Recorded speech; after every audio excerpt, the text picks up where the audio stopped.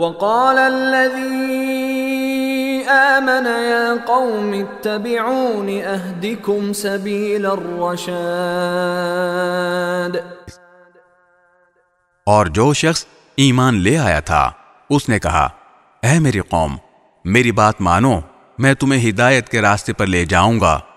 یا قوم انما هذه الحیاة الدنیا متاع وان الآخرة هي دار القرار.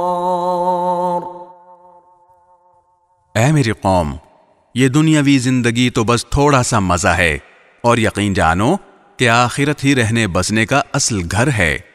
من عمل سیئة فلا يجزى إلا مثلها ومن عمل صالحا من ذكر أو أنثى وهو مؤمن